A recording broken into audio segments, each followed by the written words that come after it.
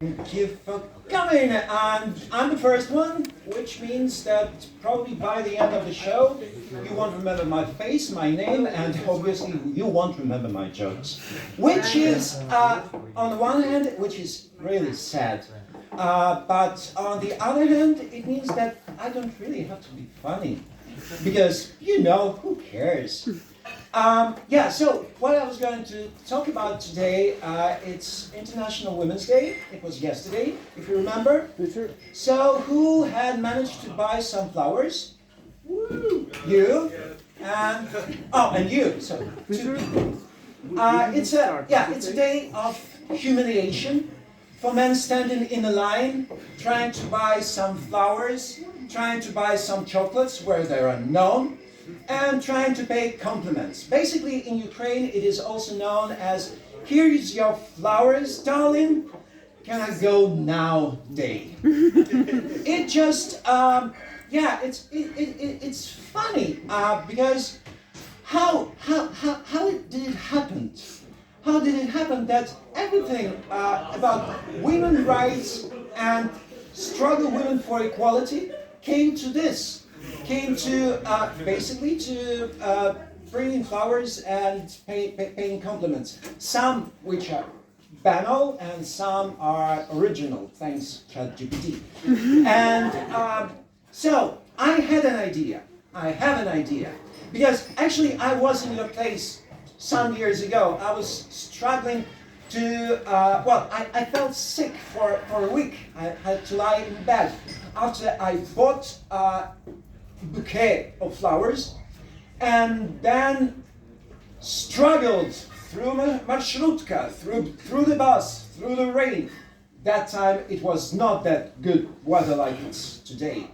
And finally I gave the flowers to my lady, and I was proud. Actually, I was immensely proud that I passed that torch, that I kept this tradition of giving flowers to a lady on a day of her rights.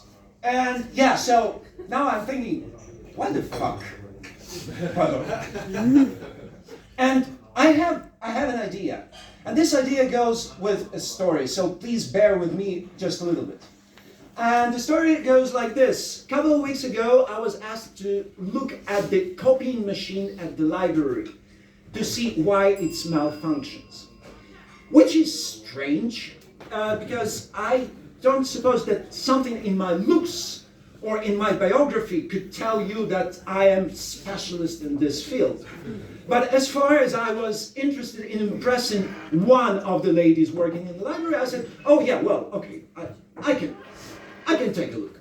So I went to take a look. I switched the machine on, I switched the machine off. I put a finger to my temple, and I said, Then I twitched the brow, and then I again switched the machine on and off. And I looked at the lady. She was moderately impressed with my efforts. And I was more or less happy. But then, what happens then? Machine is not working. Thanks God. Thanks God. The technician came, and he said, "Excuse me, let me see." And he fixed the machine.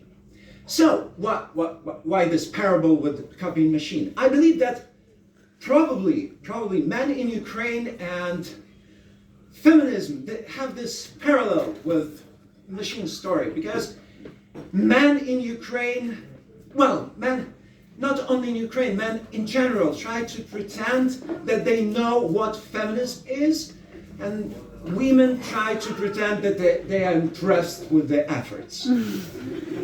But not in Ukraine, I'm sorry, and I have to say that not in Ukraine, because in Ukraine we are very honest. We are so damn honest that on the 8th of March we go to our ladies and we say to them, "Darling, I'm sorry, I don't have a fucking clue what feminism is and what is the struggle for women's rights. So please accept this bouquet and this chocolate as a sign of my sincere apology." That's it. Thank you.